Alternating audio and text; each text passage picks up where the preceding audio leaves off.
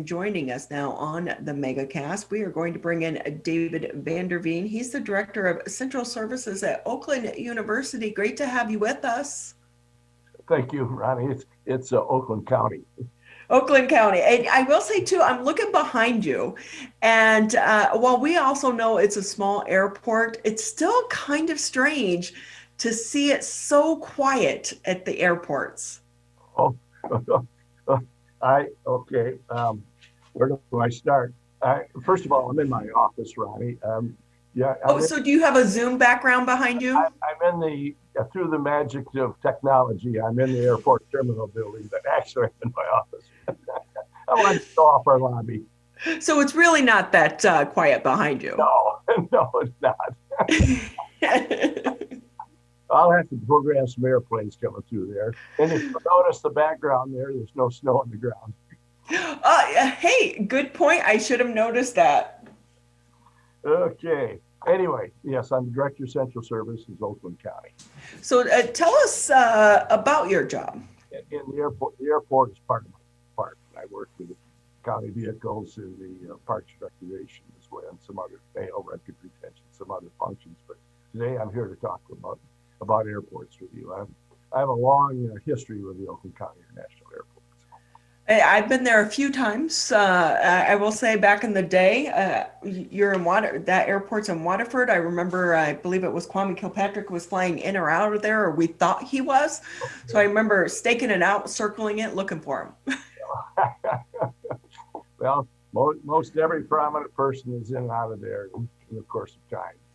And that is one of the things I think a lot of people don't realize. This is in our backyard, and it is utilized quite a bit. Yes. We have 3 airports in Oakland County. That is the main one. We have Oakland Troy down in southeast Oakland, which is probably for business and industry the best situated airport in the state. And then, but because of urbanization, we can't expand further than we have. And then we have a small airport out in southwest Oakland, actually in New Hudson for smaller aircraft. But Oakland County International is our main airport. I'm going to ask you a question. If I were to say, what is the busiest airport in the state of Michigan, what would you tell me? I would, Detroit Metro. Good, correct. You're absolutely correct. If I were to ask you the second busiest airport in the state, what would you tell me? Bishop International in Flint? Nope. Grand Rapids is another one that comes up. Okay. But I'm guessing you're going to say Oakland. Yeah, I set that up, didn't I? Oakland County International is the second busiest airport in the state of Michigan. That is so surprising. It does surprise a lot of people. And I'll describe to you what it is. It's general aviation. Now, most people think of airports in terms of the airlines. The general aviation is everything in the nation, but airlines and military.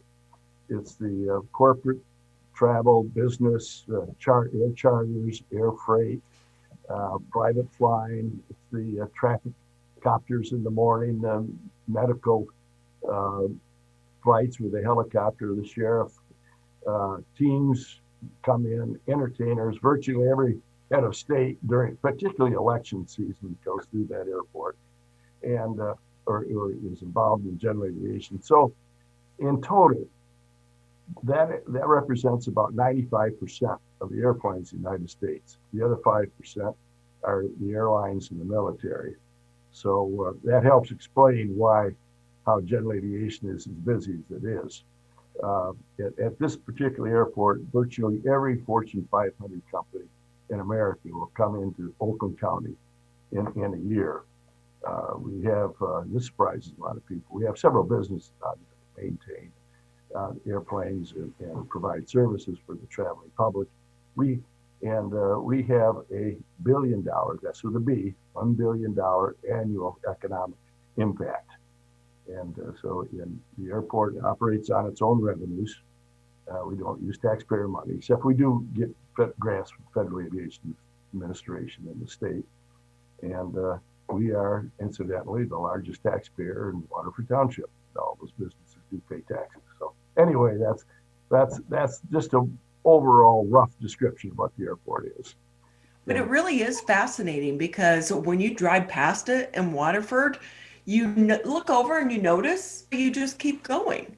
yeah, You're not realizing how big and how busy that airport is. and if you get into the inside of the airport, it begins to look a lot different. Uh, we have a quite a unique history out there.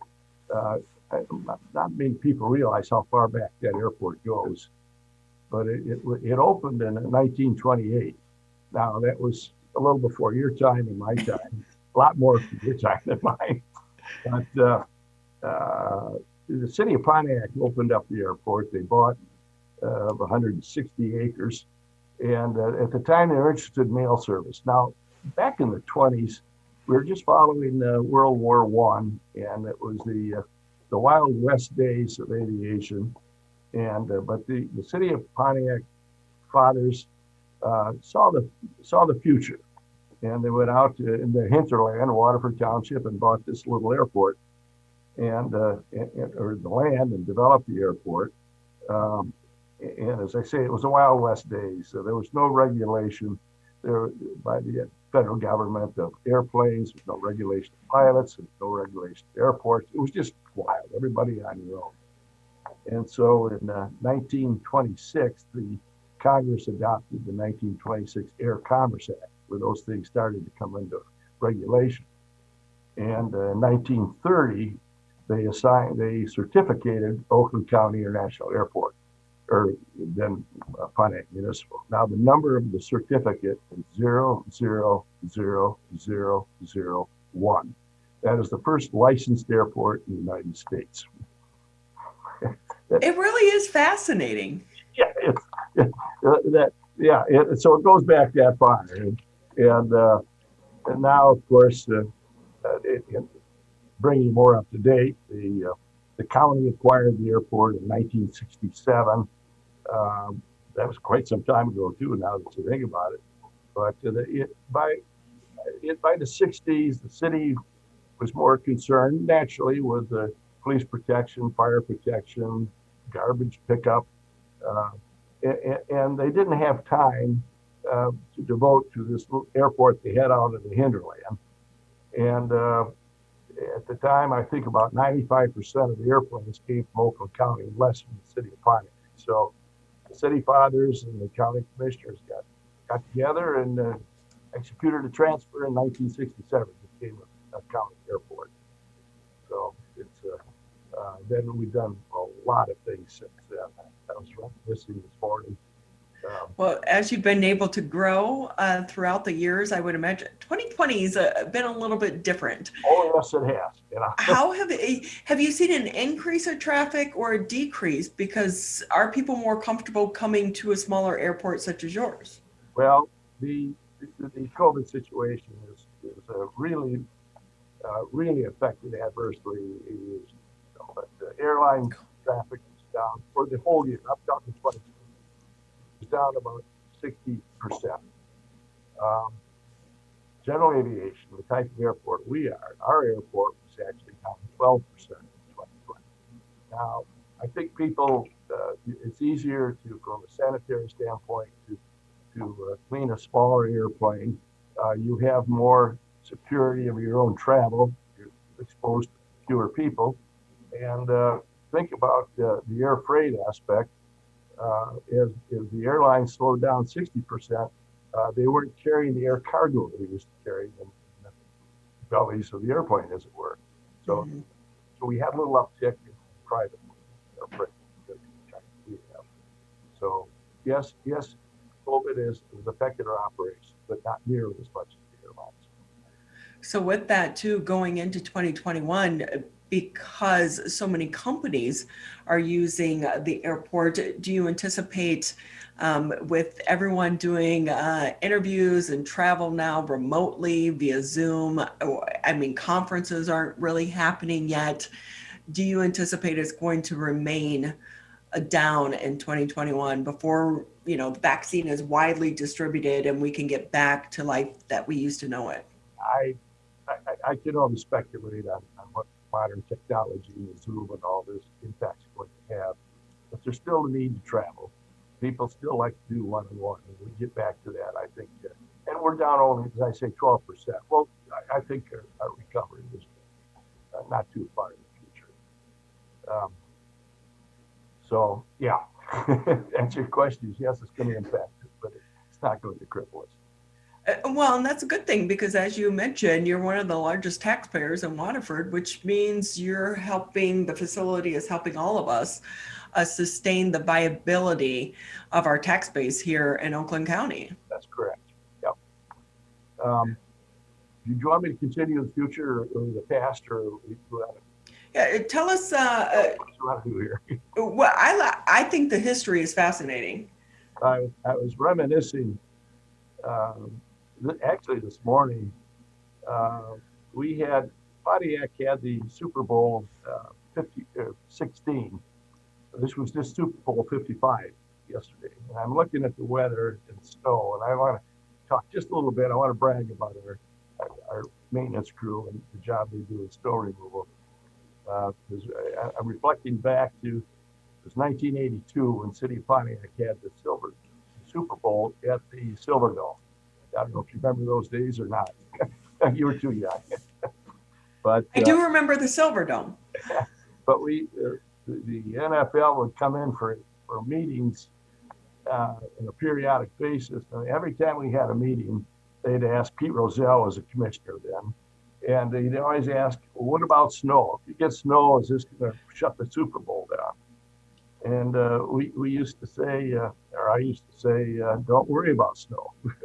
We'll take care of it. And I said, now ice could be a problem, fog could be a problem, but don't worry about snow. We know how to move it. And the Friday night before the Super Bowl, that was 39 years ago, last Friday, we had a light rain. It was a cold rain, and then it became a heavier rain. And then by Saturday morning, the temperature dropped from 30s down to single digits with 20-mile-an-hour winds.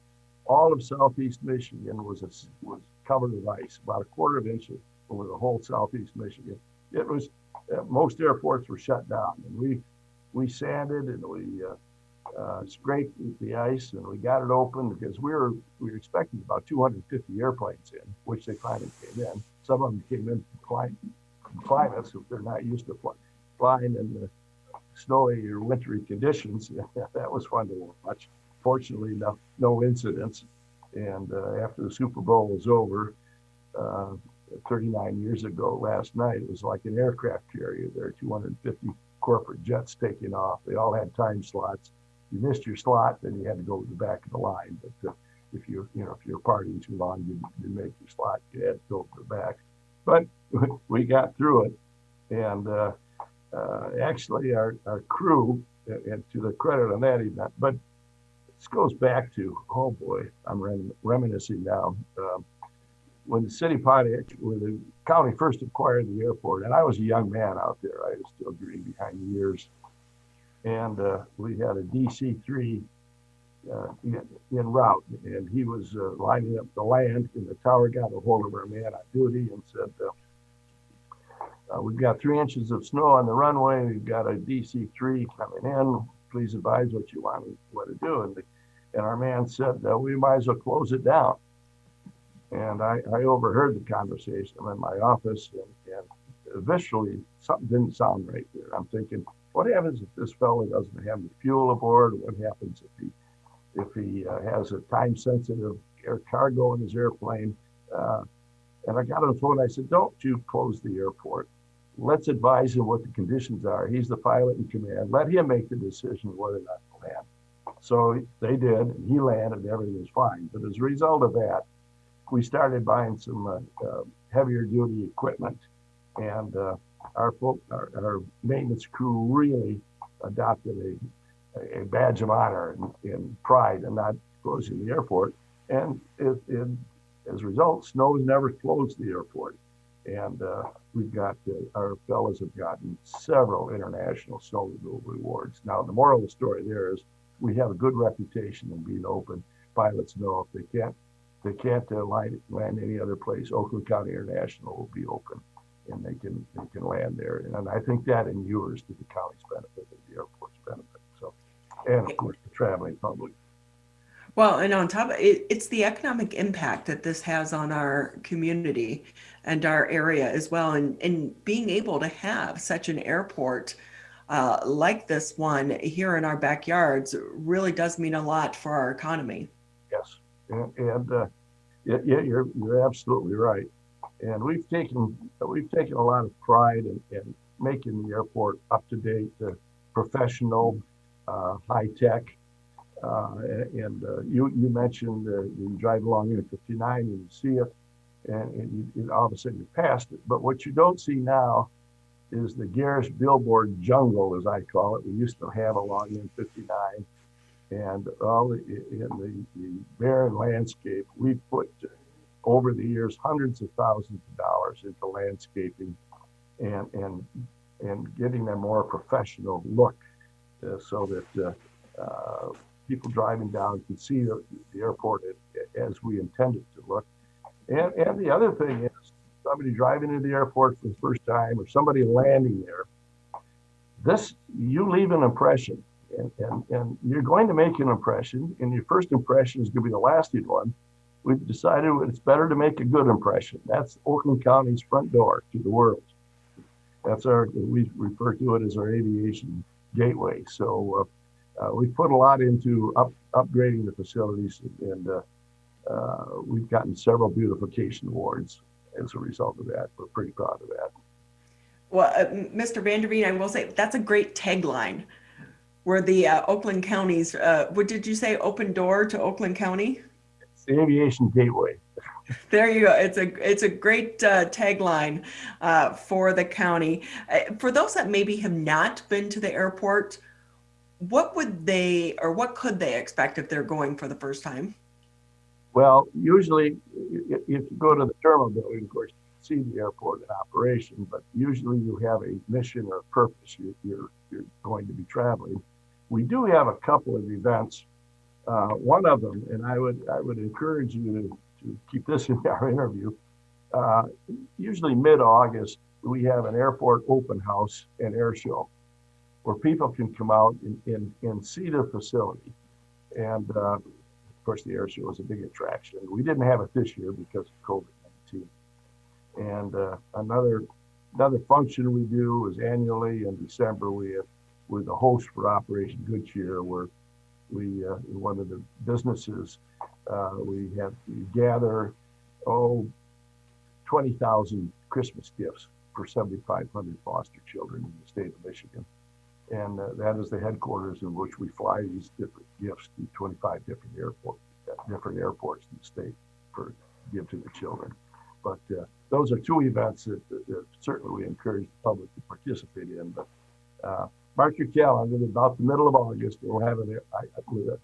I hope we're going to be in position this year to have another open house and air show. There's a lot of the terminal buildings, kind of an interesting facility to see. We built that in 2011.